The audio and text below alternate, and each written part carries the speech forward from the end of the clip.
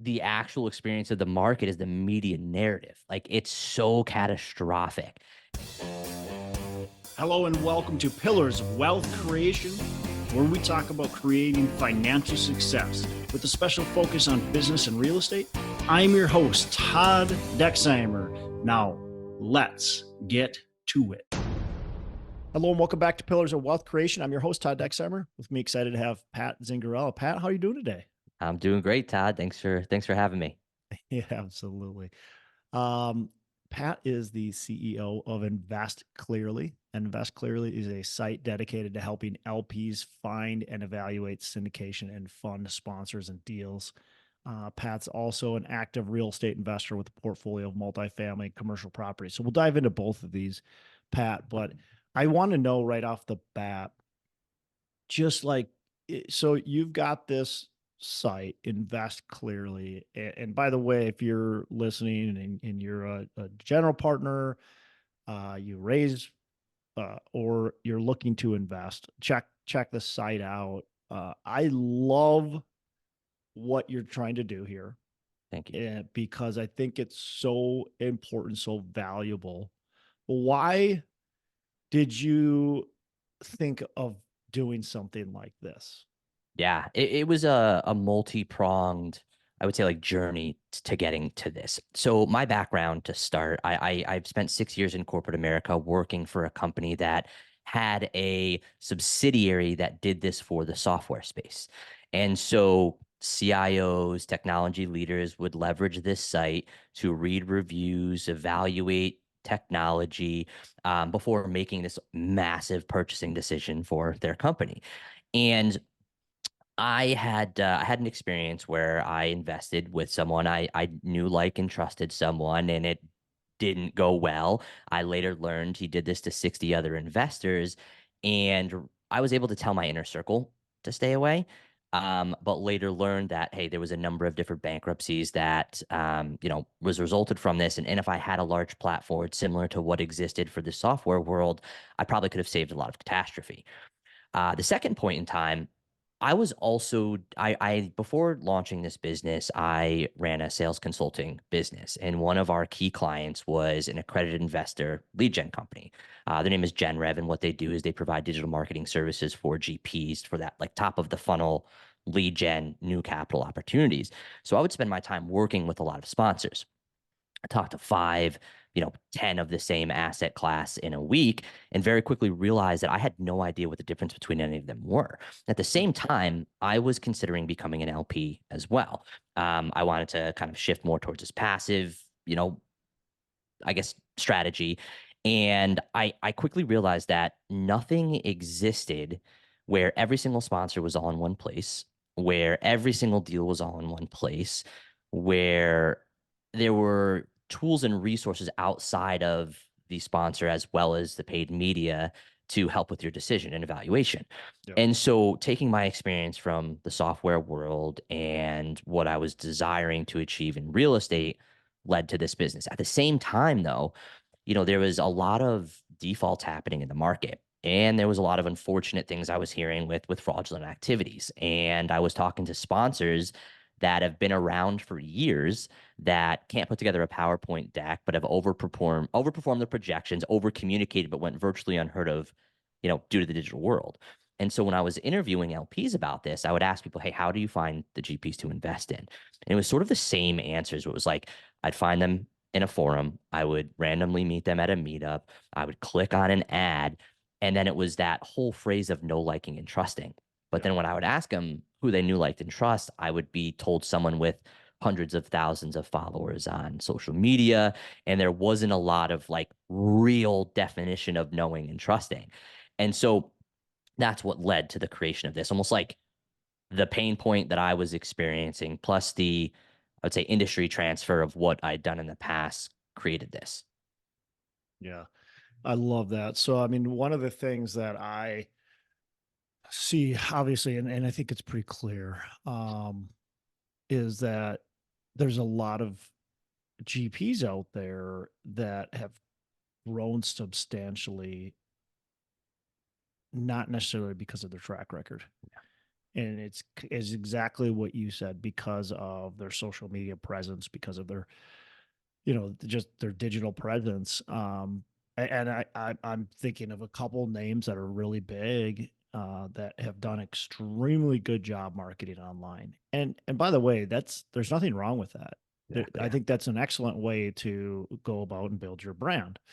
But as an LP, just because they have a big brand doesn't mean they're going to be a good company to invest in. So Yeah. there's a big difference there. On the GP side, hey, you should do as much as you can to put yourself out there, to get yourself known, so people are willing to invest in your company, are ready and willing to invest in your company. They feel like they know, like, and trust you. I think that's really, really valuable and important. So kudos to those people who've blown it up.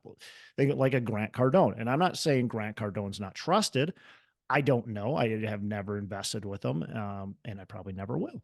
But he's blown himself up, right? Hmm. He's made a huge name for himself through social media. But all these people that are investing with Grant, most of them don't even know who he is. Yeah. But they just say, well, he's trusted. He's got a big name, so he's trusted.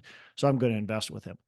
Well, so have several other people been trusted that, are now in jail or Yeah. whatever. Who's that pig? I can't think of the guy's name that ran that Ponzi scheme back in the GFC, that got busted. He was a financial guy. I can't remember his name, but anyways, it happens. And just because you have a big name doesn't mean necessarily they're the person you want to invest with. Yeah, and it's funny. It's there's also the competing side, and so that's really why we built this, was not to be the reaper, but give someone a source of information outside of the influence of the media, as well as the people that they're actually talking to potentially Yeah. invest in. Like I spoke to a guy who he had just sold his electrical contracting company for like 10 million bucks, and he wanted to passively invest, and he got on the phone with a digital marketing leader and an industry leader on the social side of things, but actually stopped his process because his thought was like, everything sounds good, but am I only choosing to invest with this person because of their presence? And so that's almost like the other side of things, is people aren't investing because they only think that they've been led to this individual because they were influenced. And so like there's another support system where it's like, yeah, you may have found them initially through an influence or a paid marketing campaign, but here is validation from other LPs that have invested with them that they are, you know, good operators beyond the brand they've created. So it's kind of like Yeah. that both side of things. Yeah. No, that's a good point too. Yeah. Cause if sometimes you don't like, personally, like Grant Cardone, he's got a personality, Yeah, right? A very strong personality. And that's going to attract a lot of people, but it's also going to make other people like, ugh, yuck. sure. I don't want to be around this guy. So I would never invest with them. But then if you go to this, you know, the website, Invest Clearly, and you go, wow, I guess Cardone has an amazing business. Yeah. Like maybe I should dig into this. Or maybe you do the opposite and you go, man, I really love this guy. And you dig in and you go, man, Hmm. I don't know about this guy. Yeah. So, Yeah. so That either that's the way, goal. it's good because it gives a layer of transparency. The other thing I really like about it is that as an LP, it's hard to find GPs. I see it so often on, Bigger Pockets, on social Hmm. media, is like, how do I find trusted general partners? And other than the general partners raising their hand and go, pick me, pick me, pick me, it's like, well, where do you go? Like, how do you actually find these people? And so that can be difficult too. Yeah. And what we've built effectively exists in a number of different places, but it's very fragmented. Like in certain communities, this exists where people are sharing experiences, but the information and a list of sponsors is limited to the experience of the members. And so what we have done, and ultimately too, I think I said it earlier, but the journey of the LP to meet a GP currently is, I would almost say, random, right? You need to hope the right person gets on the front page of Google. You need to hope the right person is running an ad that lands on your Facebook page. You need to hope you meet the right person at a meetup and then wait for a deal to happen. We're attempting to disrupt that process where the LP can start with the deal. these are my financial criterias, right? This is this is my qualitative criteria in terms of I only want to work with a GP that has 4 stars or better. It creates a short list of deals that matches your asset class, your financial metrics, your location based interest. And then after you see the deal, you then see which sponsor is operating that deal, and you click on the sponsor from there. And so it's almost like you're flip-flopping the journey at this point in time to make it easier for people to find sponsors. So clearly is setting up um or helping, I guess, an LP navigate to their investment criteria. So because as an investor, I like longer term assets, Yep. cash flow heavy, um, I fixed rate debt, all that kind of stuff. I I could invest with a company that's going to buy a property, show really good returns, but they might be flipping that property, right? They're got bridge loan, they're flipping in 3 years. That's not a fit for me. But Mhm. clear, if I go to, invest clearly, then I can actually hook up with the right sponsor. Is that correct? Yeah, that's the goal. So right now, again, one of the investment preferences and filters is the hold period for deals, and then also have company average metrics as well. But it yes. So, and in this, and the GPs also will be, and I could go into this in a little bit, but we'll have influence on their bios and the summaries on deals. But then you have sort of this like qualitative experience of the LPs in the review. So yes, you kind of start with that monetary filtering, right? Your goals and things like that, and then again like for an example, I spoke to an LP before we built this, and they invested with a sponsor, and the sponsor returned them a 30% return in 1 year. And so you're able to filter by IRR. However, the experience of that LP, they wouldn't invest with that individual again. Why is that? Well, because these guys were actually on the verge of failure, were bailed out by an appreciating market, and a cash buyer came in at the last minute. And so our goal is to match the two things, where this is the historical financials and potential future financials of the deal and sponsor, but here's actually the qualitative experience of did their K1s come on time? Did they get the tax advantages they were promised? What was the communication like pre and post IR, things like that. Yeah. Yeah. Isn't that funny how that sponsor, that GP would have had a failure on their track Yeah. record, but the market lifted them up so quickly that they had all of a sudden a big success story. And now they're able to tout to everybody that they, you know, had this property and sold it and had a 30% IRR to their Yeah. investors. Yet if you peel back the onion, it's not a success story at Yeah. And all. that's when I was talking to LPs, that's the hardest thing right now about, I would say, like evaluating Yeah. opportunities is Everybody's been successful. we were in this market where you literally couldn't lose. Yeah. So you really have no benchmark of, I don't want to say risk, but like your thought process is now, it went from, hey, everything is great and will make me money, to now the thought is like, nothing will make me money. I'm terrified. You know what I mean? Yeah. So that's what's hard for LPs right now. Yeah, and that is hard. You're navigating a lot difficult waters. By the way, Bernie Madoff was the guy Oh I was yeah, thinking okay, of. Bernie Madoff. Yeah.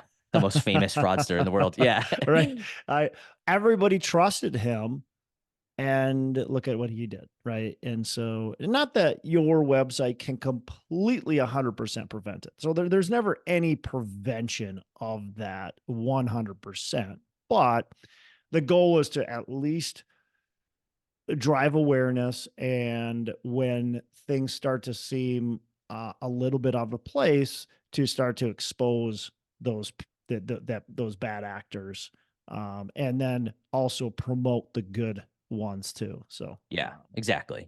Exactly. And the hard thing with the syndication world is every deal is an entity.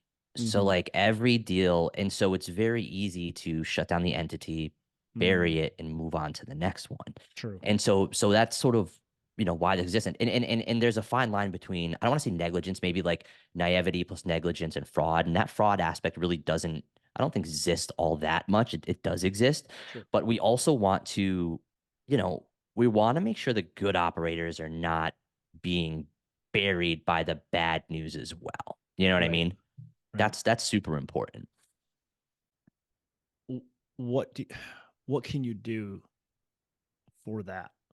Like, is there anything you're doing or you see doing to not bury the good operators with the bad? Yeah, I mean 100%. So that's again that's where some of the filtering exists on the site where hey, I only want to look at 4 and 5 star operators, 3, 4, 5 star operators. We are also in the process of on our homepage, it's algorithmically based where the operator with the most recent review who has an average rating of 4 stars or better is highlighted on our front page. We're actually rolling out like badges where it would be like, hey, this is the top multifamily operator. Most, I don't want to say most top top reviewed or most reviewed multifamily operator in the Midwest, things like that. Um, and again, the biggest thing to remember is we're not putting our stamp of approval on it. It's all, crowdsourced from the people with experience. But also the second sort of value prop is the value prop to the GP, right? Because it's difficult to create trust right now. Very difficult to create trust right now with new capital. And so for the GP, this is a way to create trust with new investors simply by leading with transparency by collecting testimonials from your current investors. Yep. Because and that's what's going to separate the good GPs from maybe the not so great GPs is that the good GPs are going to go out and they're going to collect testimonials because they know as a tool when they're talking to someone that isn't sure if they want to invest with them or not, they can point them to their testimonials and their reviews on Invest Clearly because this is the only source where it's not influenced or impacted by the GP. And what I mean by that is every time an LP wants a reference call, the GP is going to put the best investor on the call with them, right? That's across every 100%. industry in the world, or every 100%. testimonial that's on their website is cherry picked. Well, on ours, an investor went through a multi-step process, provided proof that they invested with them to share their testimonial. That is a huge selling point for the GP that someone's willing to do that, you Yep. know? Yep. Yeah, that makes sense. How so as a GP, I guess who's paying for this? Like the Yeah, good GP, question. LP, right? So somebody's paying for it. Yep. So the GP, we're monetizing the GP, and I'll tell you how it works and how we remain objective and unbiased. But right now, we do not have a monetization feature on the site, so we're working through that right now. We're strictly focusing on building value and audience right now because based on my experience, we know if we could become the source for LPs to evaluate GPs, the GPs will pay. It makes sense, but what really allows us to build trust with the LPs is our business model. We are not selling LP leads, right? We don't sell LP data. We are not commissioned by dollars raised. We're not co-brokers. We're not registered with the SEC, so we're not broker dealers. And by staying out of the deals, it allows the LPs to trust us because they know that they're not seeing GPs because we've been financially compensated. So the way we're going to monetize this is we have 3 profile options for GPs. Number one, completely unclaimed profile. What that means is our goal is to have every single sponsor that's ever been registered with the SEC on our site, regardless if they want to participate with us. And even if they don't, their profile exists, it can still be reviewed. The second option is what's called a claimed profile, which allows it's still of no cost. It allows the GP to log in. It grants them some editing capabilities where they can update their information that I may not have been able to find publicly. For example, what I've seen is a lot of lack of standardization around like assets under management versus unit count versus square footage. So it allows them to almost standardize how they're being represented. So the LP's search becomes more accurately and it allows them to Yep. represent themselves better. Um, and then the second option is going to be profile upgrades for the GP.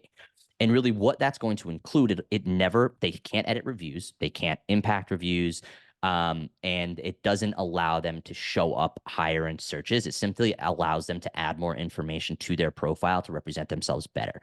What that looks like, we're still working through, but it's likely going to be a lot more media, calls to action, frequently asked questions, all things like that, because what we've learned in the past is where LPs or any buyers fall out of the sales cycle is when friction is created for them to find information or connect with the person. Yep. And so the more information we have on their profile, the more calls to action, the more background, the more video, the more information on deals, the less likely they're going to have to go to an external source before booking a call with you, or compare you to an alternative, the more likely they will to book a call directly with you. And from there, we'll be able to provide behavioral analytics to GPs.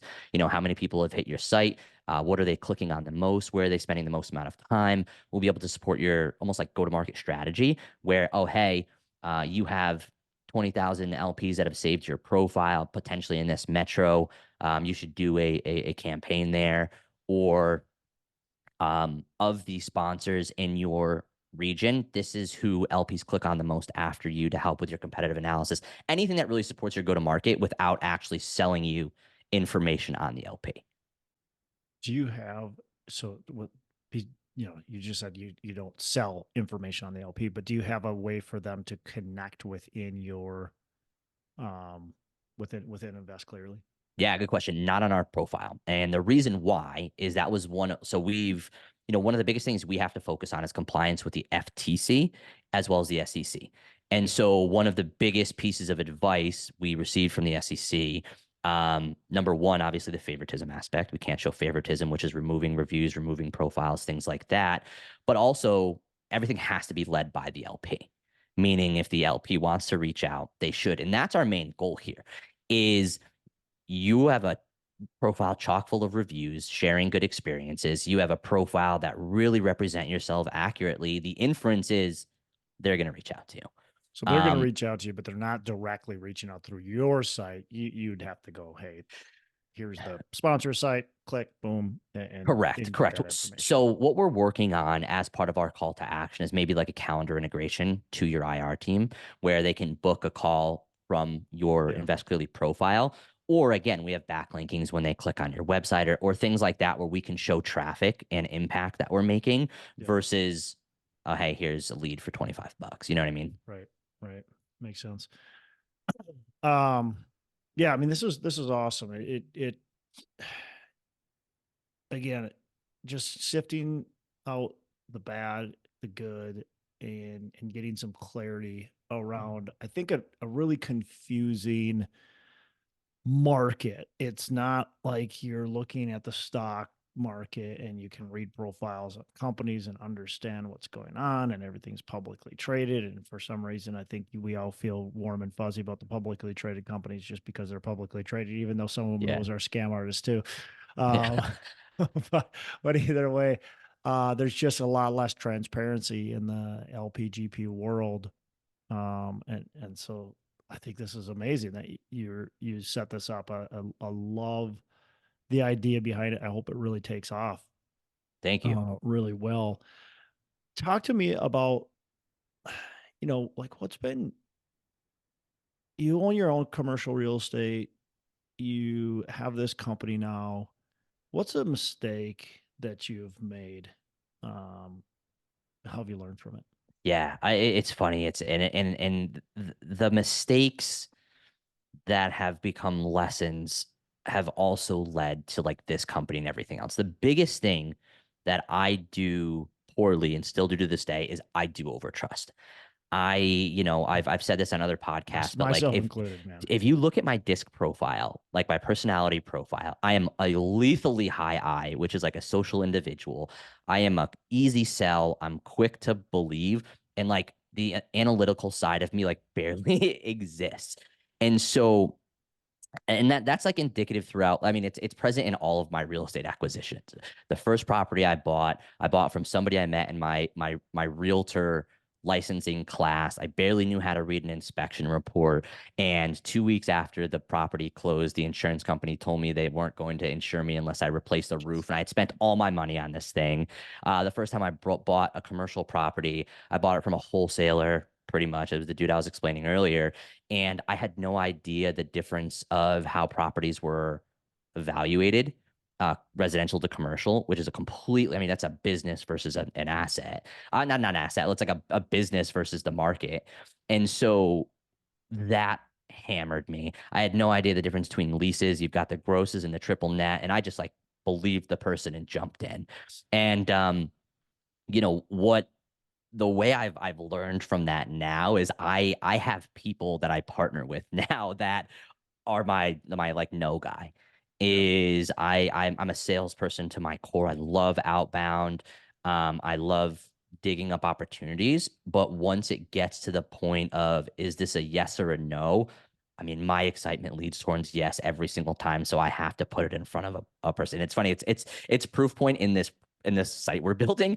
I mean, by the end of every day, I've got like 165 new features on our like project management board. And then our CTO and our chief product guy goes in there, just, all right, let's just do three. So I was like, Yeah. okay. Right. And it's sort of like, it's familiar for me now because like I hear one thing from a feedback. I was like, oh, it's a fantastic idea, but it's like one point of view. You know what I mean? And Right. then I get Right. fired up and it's got to go on there. And yeah, I get taken back to reality quick.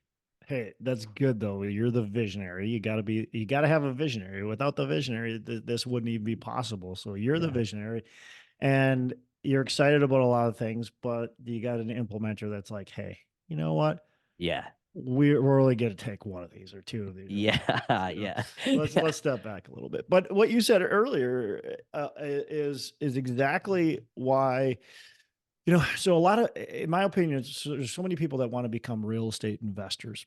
I feel like everybody wants to be a real estate investor, you know, and they think the way to do it is to buy their own properties, Mhm. and they go in blindly and they make the mistakes like buy the property that needs a roof replaced day one, Yeah. right? But buy a property and not know the difference between a triple net and gross lease and that type of stuff because they trusted somebody.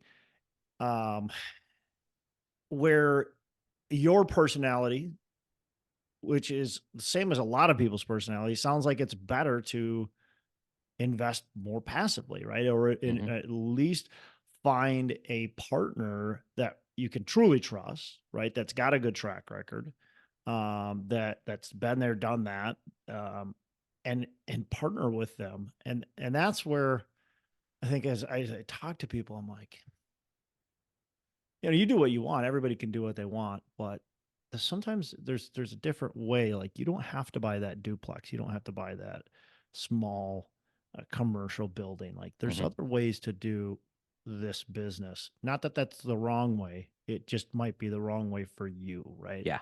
So there's always a different way. Pat, what is are some habits that you have created that have helped you kind of through, you know, growing your business? Yeah. So there's the the directly impacted habits, which are the the calls, the outreaches, to everything like that. But I've become super big on like health and fitness lately, and that then translates into productivity more than I ever knew Yeah. possible. But for me, like I think the most critical thing is I am a process guy. I am, I have that visionary aspect to me where I get excited and things like that. But the development of a strategy, I'm less strong at than here is the strategy, go execute on it. Yep. And so, like from a habit standpoint, I need to have that, that CRM list, or I need to have that like CRM task. So I think the development of knowing what you're doing versus shooting from the hip to a certain degree. It's funny, like I would say I shoot from the hip at like a macro level, but at the micro level, that directional task list or follow-up campaign or something is what Mm. I need to use, to go from there. For example, like in GoBundance, they have the big on the habit tracker. And so you take your goals, but what are the actual intention behind the goals, or what are the habits? And I track there. I tried using a digital one where you share it with your friends. Didn't Yeah. work for me. But just knowing that, you know, the leading versus the lagging. I mentioned being the sales guy my whole life, and the indicators of I'm going to invest in a syndication, that lagging indicator. This is my end result, but the leading indicator is I'm going to reach out to 10 different sponsors. I'm going to read reviews on Invest Clearly. Is how many of those are you doing per day? That's really what's important to me, is hyper focusing on those leading, because in a world right now, we're developing software. So like results and impact are not immediate. We've been doing this for almost a year from the point of ideation, and then you get to a certain point, and then like you realize there's a critical bug, or you find out there's a critical feature you should implement before going to market, or you can Mhm. only go to market at one point. Like those habits are what's worth celebrating and what's worth, you know, I guess just like recognizing that progress is happening is what's really important. I've heard, speaking of the bug, I've heard people that develop, software, and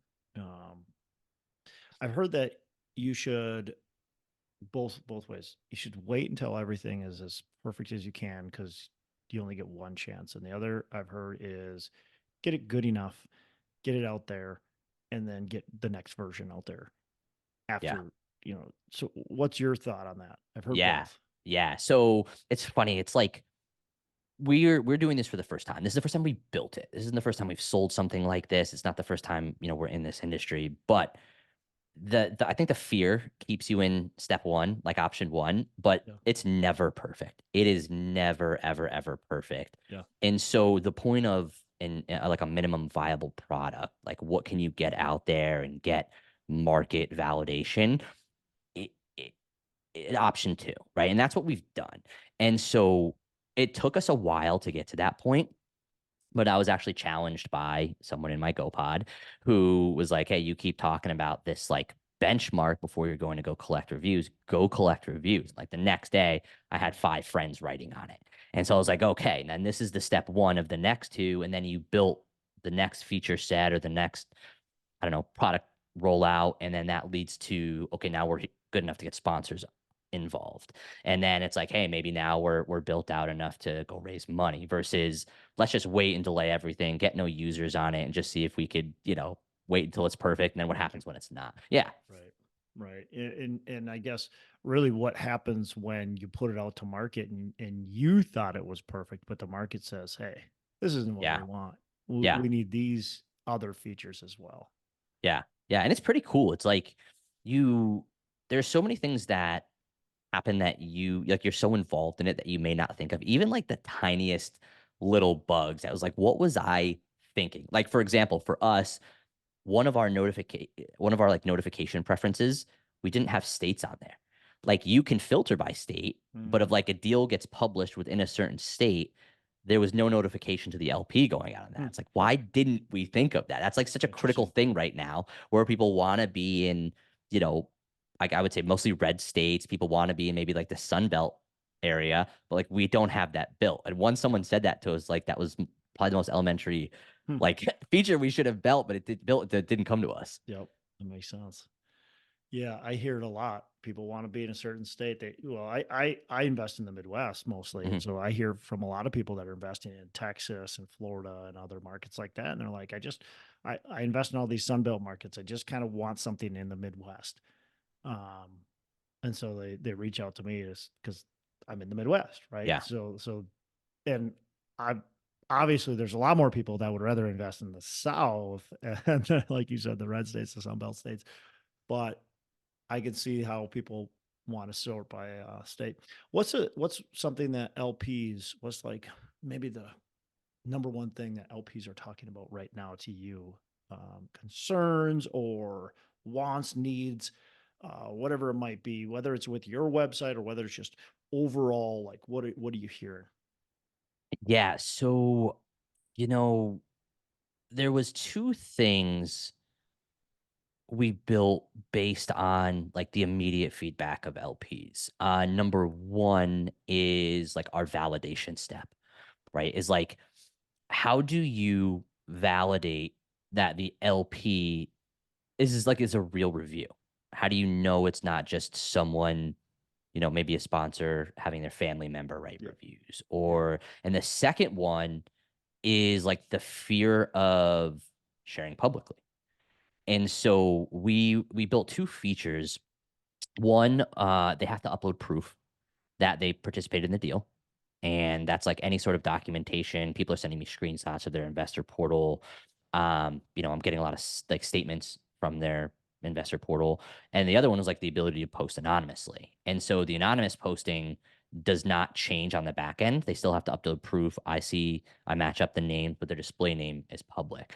But again, the reason for both of those is this trust factor. And I think it's very difficult right now for LPs to understand who to trust. And it's not just like what's rough. I think what's rougher on everything than the actual experience of the market is the media narrative. Like it's so catastrophic and it's so predictive. And could it happen this way? Possibly. Could it not happen this way? Possibly. But no one's actually like evaluating their own situation anymore. Everyone's Yeah. evaluating what like these mega media outlets are telling them that's going to happen to them. Yep. Um, and that's what's tough is people have money right now. Like people have capital, they want to place it, but they're struggling to like, I think they're struggling with all of the information they're getting, um, versus the actual like situation they're in. Does that make sense? Yo, yeah, 100%. We did a capital raise in May, I think. Well, I believe we closed in May um, of 2023, and it was amazing the difference in the investor attitude at that point in time. It just they're nervous because of all the headlines. That's when interest Yeah. rates were starting to skyrocket, or already had, but they were just going up and up and up. And that's when the bank crisis, started. Several banks shut down, right? Yeah.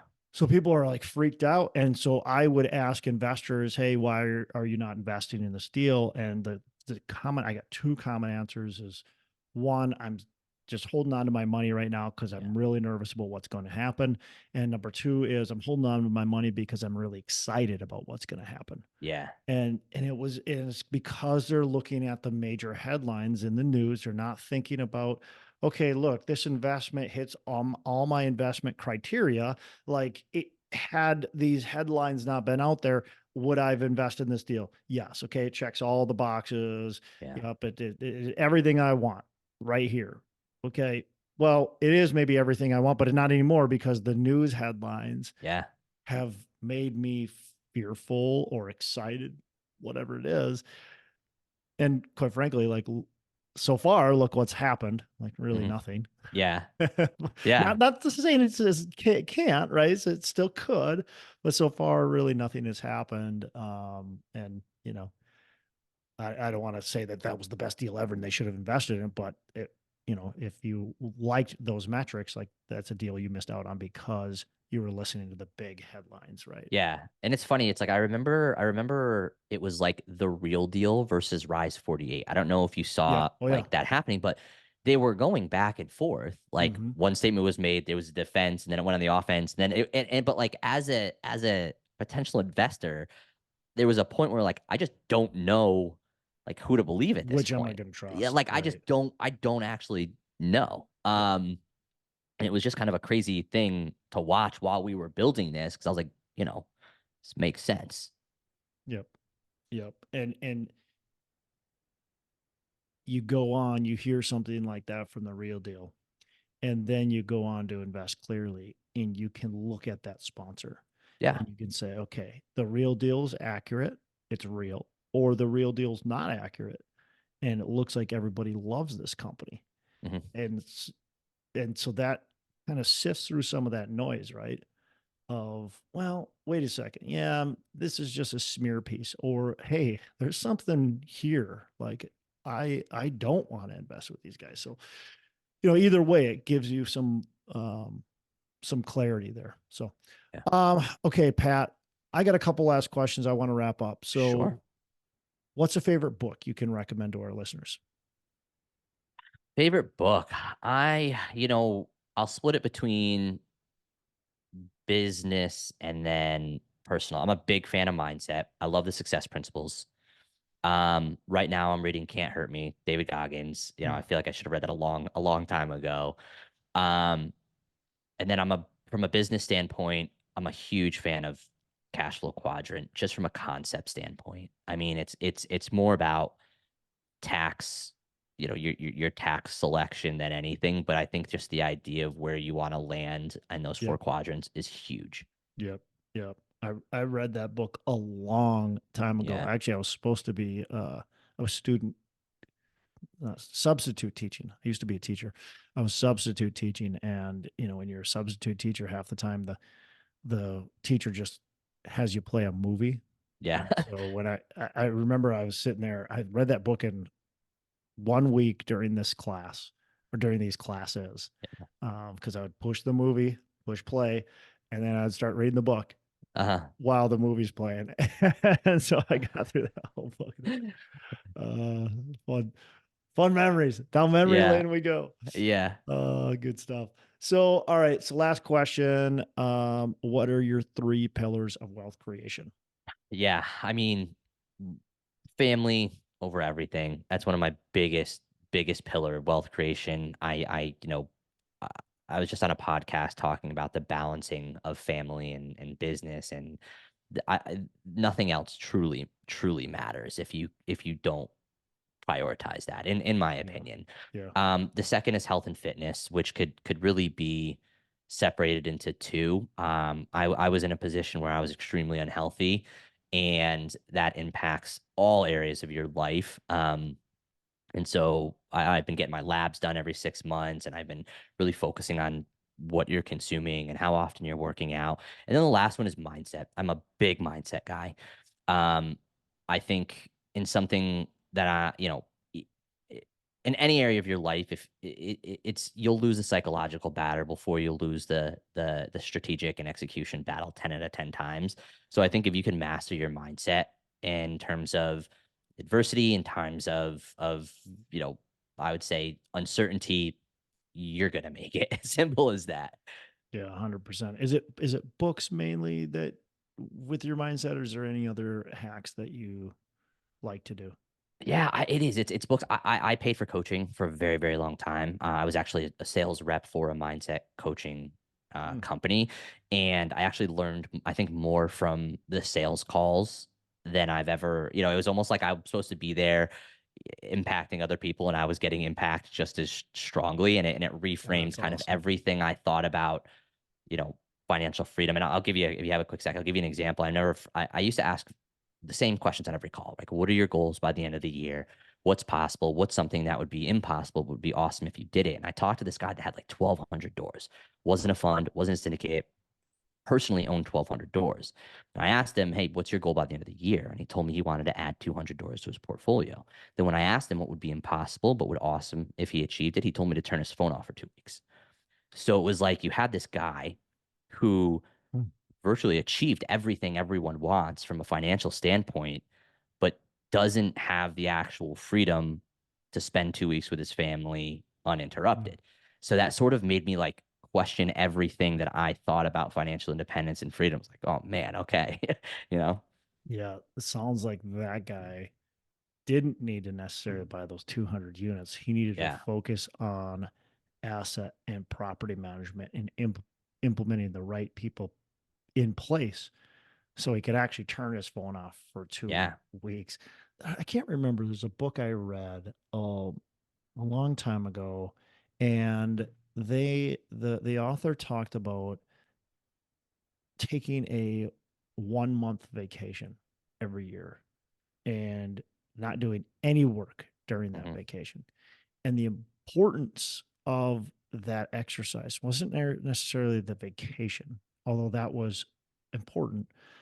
It wasn't necessarily not working during that vacation, although again, that's important. It was that you set your business up to where it can run without you yeah, for a period of time, for an extended period of time, not just for a day or two. Right. So that was the importance of that exercise. And I think that's really good. And I quite frankly, I did that, and I had it to where, we went on a 3 week vacation to Europe, and I did have nice, my phone on a little bit.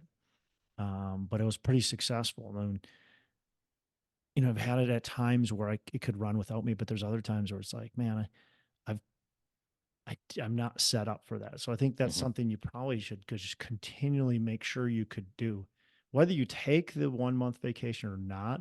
But making sure that you could take that 1 month vacation, I think, is super important, and probably even taking the 1 month vacation. hmm, yeah. So, Well, cool. Pat, what any other last pieces of parting advice you want to give to our listeners? I don't think so. I mean, one of the biggest things I always lean on is that piece of mindset in anything is the mindset, and I'm still a believer in the syndication space. I wouldn't have created this site if I didn't. I think it's there's a lot of smart people in here, and pivots probably will have to be made, but I still think supplementing your knowledge and experience with an investor that has a ton of that is still a good move. It's just getting beyond that know, liking, and trusting and verifying from a third party source is the step that everyone should take. Yeah. Um, By the way, yeah, could an that's LP, without being prompted by the GP, an LP could um, write reviews oh yeah, on sponsors? most of the ones we have on there are from, well, we're still young, right? We're still young in our journey, but most of the the the reviews we have on there were from LPs that found the site or within my network went on there and wrote Yeah. reviews. And once we hit that like mass adoption, that's what we expect to happen.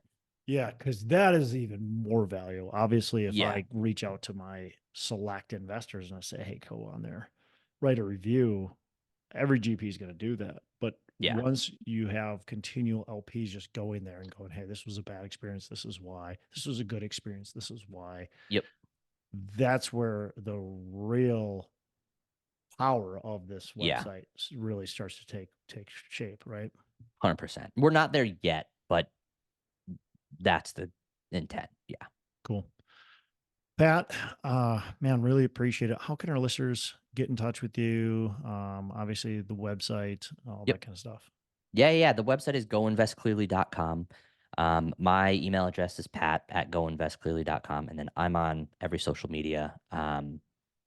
It's either I should create a little more continuity with my name. My full name is Pasquale, so it's Pasquale Zingarella on some things, but yeah, I'm available.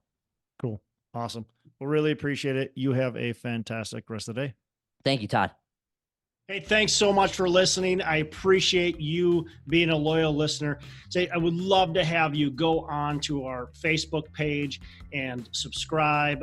Give us a thumbs up. Go on to iTunes or wherever you listen and give us a rating and review. Don't forget to subscribe. But your rating and review just helps us push this out to more and more people and continue to grow our audience and hopefully positively affect a ton of people out there that really need this and want this. So the other thing I've got for you is a free ebook on my website. So go on to venturedproperties.com, and download our free ebook on real estate and on syndication. And I've got some data points in there, some really good stuff for you. So I'd love to have you take a look at that. It's free. I'm not expecting anything from it. And also, look, if you want some help in multifamily, want some help learning, growing, getting your business off the ground, I would love to talk to you about what it would look like to work with me potentially and see if that's a good fit. So you can go to coachwithdex.com and check that out, and we can definitely have a call. Thanks a lot for listening. You make it a fantastic rest of the day. I'll catch you on the next episode.